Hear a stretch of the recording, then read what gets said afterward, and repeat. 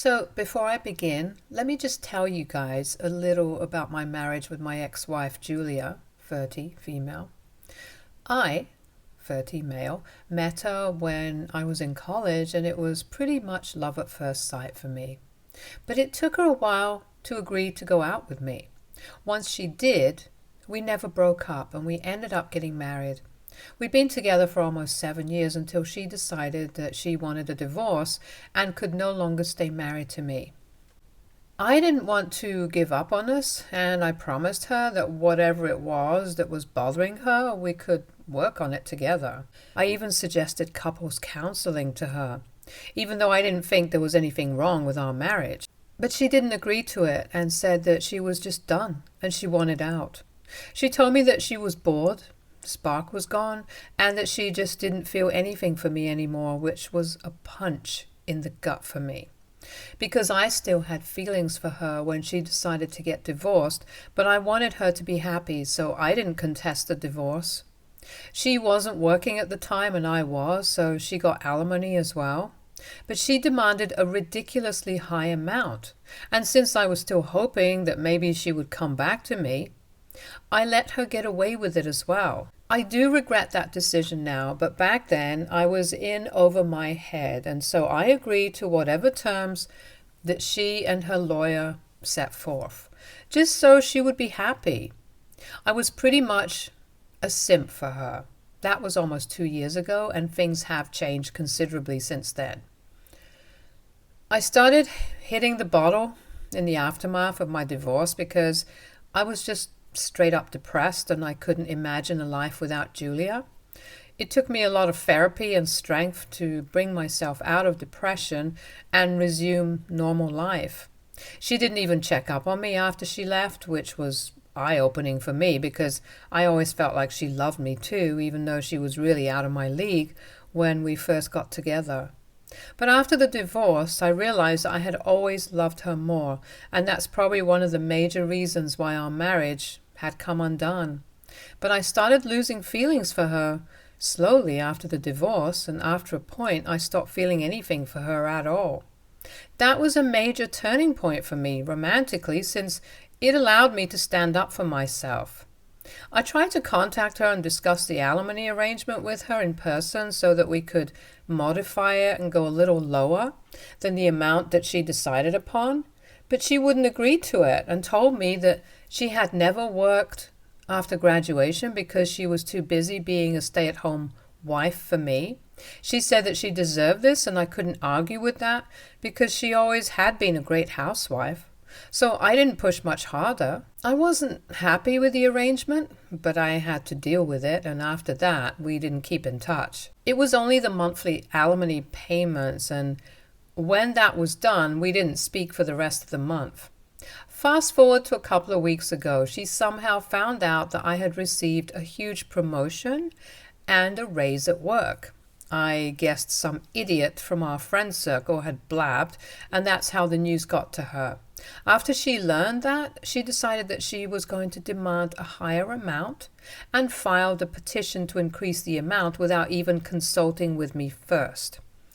I was taken aback by surprise, so I decided to reach out to her informally before the legal proceedings began and asked her if the amount she had been receiving for so long was not enough, and now she had to come after me for even more and rob me blind.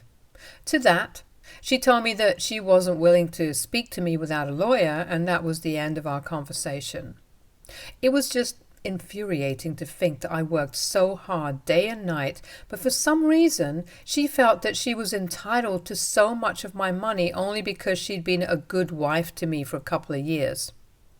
And towards the end, she didn't even do that because she just left me without a proper explanation or even a real goodbye. And I never received any closure for our breakup, so I was really annoyed that she was coming after me with her lawyer, since I felt like I was going to lose to her this time as well. At least the first time around it was my choice to go easy on her, but after the first mediation session itself, I could tell that her shark of a lawyer was not going to leave any stone unturned to back me into a corner, and eventually I would just have to give in to their demands. I was getting frustrated, but then something crazy happened and it felt like the universe really had my back this time. I met with a couple of my old school friends recently for dinner and drinks, and I couldn't help but talk about how Julia was totally screwing me over and how frustrated I felt about all of it. The restaurant that we were hanging out at was pretty fancy, and it was quite a distance away from where I lived, so I didn't expect to run into anybody that I knew there. So I was name-dropping Julia left and right without being concerned about anybody overhearing my conversation. And I guess after a while I kind of got drunk, and when I get drunk I get really loud too. So I started cursing her out along with my friends, and we were all having a great laugh about it, which in hindsight is pretty embarrassing, but it wasn't at that moment. Anyway, while we were laughing, a guy who I didn't know approached our table, and he looked pretty upset. He then asked me if I was talking about Julia, and then he used her real full name. I was intoxicated, so I didn't think it through, and I told him that I actually was talking about that very person, and that if he knew her, then I was really sorry for him. And then I referred to her as a gold digger who didn't even have the decency to tell me when she lost feelings for me, and just left without an explanation after 7 years of being together, as if I meant nothing to her. It's all very embarrassing to put it out here, but for the sake of the backstory, I have to mention these things. Anyhow, apparently that's how Julia's current boyfriend found out that she'd been divorced before, because the guy who I met at the restaurant the other day happened to be her boyfriend's brother. This explains why he was so upset and walked away abruptly after I showed him a photo of us in my wallet to prove that I still hadn't moved on entirely, even though she had been nothing but horrible to me. She called me a day after that and yelled at me for about half an hour. She told me now that because of my stupid behavior while I was drunk, her boyfriend was not speaking to her anymore. I didn't think that it was my fault, but she insisted that I needed to do something and fix this, since I shouldn't have been yelling at a restaurant about how cruel she was as a person in the first place. And then she cursed me out for a couple of minutes and disconnected the call. I was really mad because I felt that it was ridiculously unfair of her to put the blame on me when she was the one who had been lying to her boyfriend. She had been really mad at me during that conversation, and while shouting at me, she had referred to her boyfriend by name a couple of times. I'll call him Jeremy. So now that I knew Jeremy's name, I couldn't help myself, and I went online to stalk and find out more about this Jeremy guy. Unfortunately, since she and I didn't have each other added to our socials, I had to ask a common friend of ours to let me use her account so I could do my digging. It was difficult to convince her, but I told her that this could probably save me from going bankrupt from the alimony, which it eventually did. And I had to really lay it on thick while manipulating her, and then she finally agreed to let me use her account.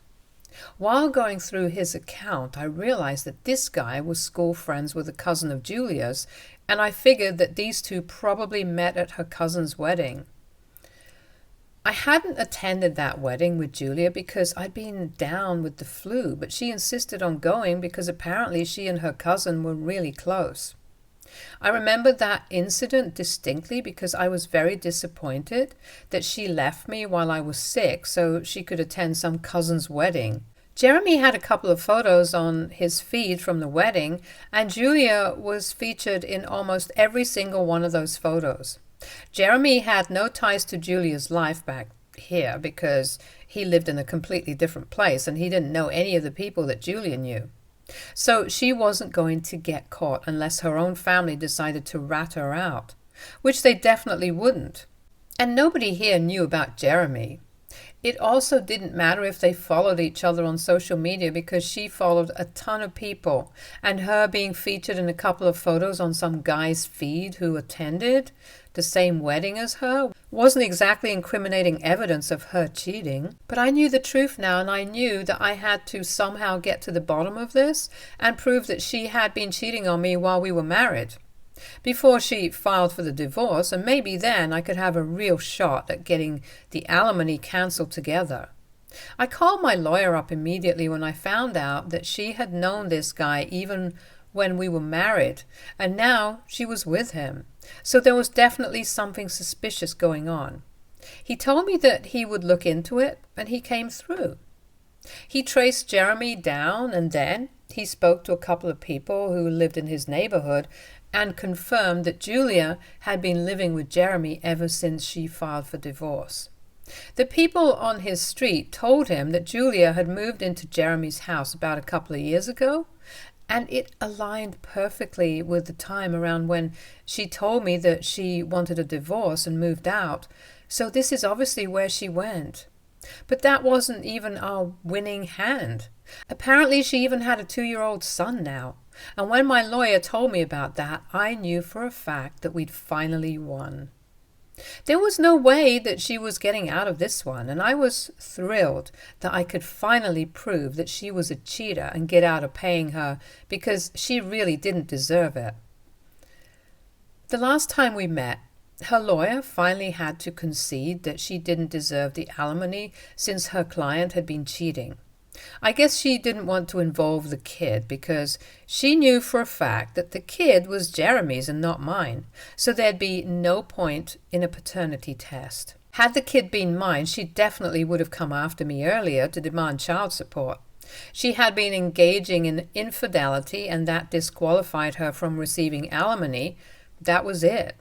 I guess I should have left it at that after I got rid of her, but I was feeling particularly vengeful, and I guess that's where I crossed the line, because what I did afterwards wasn't great. After the last session, I really wanted to get back at Julia because I still hadn't felt that satisfaction kick in. So I decided to text Jeremy and rant to him about Julia. In my defense, I was kind of wine drunk after celebrating my big win against her, and I wasn't thinking straight. It's not a great difference, but at least it explains why I did what I did. I texted Jeremy that evening. Though I had loved Julia more than anybody else in this universe ever could, I still didn't envy him for having her now and stealing her away from me. Because he didn't steal my wife, he just stole a gold digger, and I suggested that maybe the only reason she even left me and moved in with him was because of the child. And had it not been for her pregnancy, she probably would have stayed with me, and they would have ended as a short fling. But she knew that she'd get caught if the kid was born, and it ended up looking nothing like me, so she opted for the safer way out and latched onto him instead. I wished him luck and said that he and Julia should separate for the sake of the kid, because nobody should ever have a mom like that. And now that's exactly what's happening, and I couldn't regret what I said more. Julia is obviously blaming me for all of this, and she really should, because it is technically kind of my fault. Because I'm the one who texted Jeremy, which was straight up out of line, and she also put up a post about how I was sabotaging her life just to get revenge, which all our friends agree with, and I think that's kind of weird. In a way, isn't me trying to get revenge on her okay? Because if you really think about it, she is the one who cheated on me first, and yet nobody is talking about that. People are just lashing out at me for what I did, but nobody is discussing what she did, even though she was the one who started screwing everything up for me, and what I did really pales in comparison. I don't really understand what to do about this now, and I would appreciate some advice on the situation. AITA for suggesting that my ex-wife's current boyfriend leave her as she left me. Update 1. Hey guys, first of all, thank you so much for all the advice, and I appreciate every single one of you who replied or commented on my post. And yes, most of you are correct about the assumption that I have a drinking problem. I don't really know what to say about that apart from, I guess, I should get professional help for it. I never really considered how this was affecting my life before I made this post, and so many of you pointed that out in the comments. If I had not been drinking, I wouldn't have messed up that many times and would have nothing to regret. I guess that's true, and I definitely will try and work on it. It's not like I can't function without drinking, but when I do get drunk, I kind of go off the rails, and that's not okay. I can see the way it's been negatively impacting my life, and I really want to get better before it turns into alcoholism. That being said, I have decided that I'm not going to apologize to Julia. For very valid reasons. She hasn't apologized to me for anything yet. She didn't even apologize to me after it was revealed that I knew about her affair with Jeremy. She was just disappointed that she was going to lose out on the alimony, but she didn't seem to regret anything else. After she left me, I was a complete mess, and it took me a really long time to get back up on my feet and try to live life normally. She never even bothered to look back and see how I was doing, and that's what hurt more than anything else, because she and I had been together for so long, and yet she didn't think that I was worth looking back at. I mean, we'd been friends before this, so she probably should have valued that at the very least, but she didn't, and just left without thinking about me or the time that we had spent together. She didn't even have the guts to tell me the truth about why she was leaving, and left me wondering for ages about what I could have done better and what I did wrong. So now I don't really regret what I did to her. She completely deserves it, and now she's going to feel just as hurt as she had made me feel. It's just the circle of life. Update 2. So something happened a couple of hours ago, and I don't know how to feel about it. It's been almost a month since I first posted here, and Julia and I haven't really spoken after she was served. I assumed that she got busy with her life afterwards, because now she also had to worry about what would happen with her son and if she could retain custody of him or not. So it was pretty surprising for me when she called me a couple of hours ago, but luckily I decided to record the call in case she said something weird. At least then I would have proof of what she said. As soon as I picked up the call, she started shouting at me and told me that I had ruined her life and that I deserved nothing but the worst. She told me that she was glad that she had left me because she couldn't imagine spending the rest of her life with a loser like me, and the only thing that she liked about me was my money. But even that wasn't worth staying for after I turned into the clingy and annoying husband once we got married. She told me that she had cheated on me, not just with Jeremy, but with several other men before, and that I had been too stupid to find out. But this time, she had to leave as she got pregnant, and she actually felt relieved when she saw the positive pregnancy test. Because now she finally had an excuse to dump me and go to somebody that she actually liked. I hadn't even started to process everything that she was saying when she moved on to talking about how I had taken the two things that she valued the most, her partner and her son. And now she was caught in a custody battle, which was all my fault because I had put that idea into Jeremy's head. I didn't exactly understand how this was completely my fault. She could have just been honest right from the get-go and not lied to him about her marital status when she met him. Or at least have come clean after they got together. If you're raising a kid with somebody, I think you should at least be honest with them. That's pretty basic, I would say. And if she didn't know any better, then that's on her, not on me. So it's pretty unfair to blame me for her own stupid decisions. She is an idiot, and an even bigger one for calling me up after so many days just to rub in the fact that she's a serial cheater. I felt bad for a while after the call ended because she told me that she truly wished that she had never even met me because I was the worst thing that had ever happened to her, and that really hit hard. So I tried really hard not to end up crying on my couch again over her, which I had done several times already over the course of these past 2 years, but I was trying to bring about a good change in my life, and I didn't want to go back to my old ways. However, I have been thinking about sending the voice recording from the call to Jeremy so that he knows what he's up against, and maybe that would help him with the custody battle. I'm not the best of judge of whether Julia is fit to be a mother or not, but after everything that has happened, I think it's okay for me to go ahead and try to get back at her for everything that she did. I'll just think of it as social service and help Jeremy out. Update 3. So I told Jeremy. He hadn't replied to the text that I had sent him a couple of weeks ago when I was drunk after celebrating my win against Julia. But he hadn't blocked me either, which was strange. But it helped me get through to him. I apologized to him for saying so many things the last time that I texted him, and then I sent him the recording and told him that he was free to use it if he wanted to for the custody case, and left it at that. I don't know if he will use it or not, but that's not something I need to worry about now.